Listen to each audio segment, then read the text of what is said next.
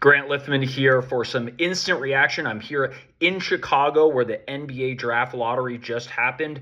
And wow, all right, let's talk about some winners and losers from this one. And obviously, we have to talk about the Washington Wizards first. They get the first overall pick. They were one of three teams with the best odds to land the pick. And the Wizards are such an interesting team right now because just last year, they traded for Trae Young. They traded for Anthony Davis. They didn't really play them much, especially, obviously, AD didn't play. And you look at this team that had Trey Johnson last year. They had Alex Sarr before. They have all these young players, and they're trying to build something special. I mean, now you get a chance to add the number one pick, and many people assume that might be AJ DeBonsa, who fits very well into that team. So unbelievable news for the Washington Wizards and that franchise. But let's talk about some more winners. How about the Utah Jazz?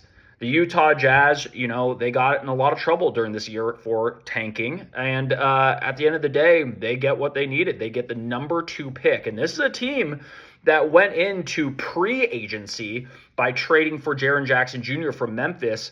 And they're looking at next season as with some cap space. They have Jaren Jackson Jr., they have Lauri Markkanen, Keontae George had a big year. You have Ace Bailey coming off a year that he just had. So this team is in prime position to take a leap. And so big win for them. Memphis, how about that? Jumping up from the 6th best odds to the 3rd. This is a team that's been much maligned by many different things, including injuries, but also just the uncertainty of the future of Ja Morant.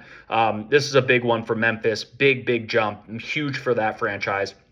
Biggest jump of them all. How about the Chicago Bulls going from the 9th best odds all the way into the top 4? We've been talking about the top four about this NBA draft for so long because we talk about DeBonsa, Peterson, Boozer, and Caleb Wilson. If the Bulls get any of those guys, they also could go to, their Illinois guy, Keaton Wagler, so many different ideas. But how about the Bulls for new president or EVP of basketball operations? Bryson Graham gets to come in and immediately get the 4th pick to put with Buzelis, to put with Josh Giddey. Huge moment for the Chicago Bulls. And one more you got to give love to. How about the LA Clippers? The Clippers trade Zubats to the Indiana Pacers. And there's some protections there in the top 4. They weren't going to get that pick. And guess what?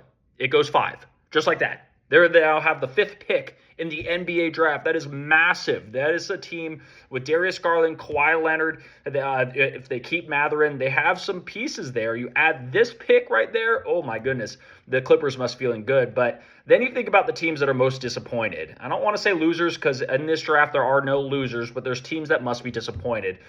And it starts with Indiana right there. They're probably hoping that this pick gets pushed way into the future for the Clippers. Instead, they give it up, and the Pacers, after a really tough season, end up going into next season saying, hey, we lost all these games actually for Zubats in return in the end. So we will see how that pans out. Brooklyn has been going through it. They, again, did not do well in the lottery. They went from a bottom 3 record, so obviously a top 3 best odds, to the 6th pick, which is a huge drop. Lots of good players there. Same with the Sacramento Kings. The Sacramento Kings had the 4th best odds to get the number 1 pick or in the top 3. And the Kings end up at 7. That is a massive blow to the Sacramento Kings, something that they must be unbelievably disappointed in. That is a huge fall for the Kings.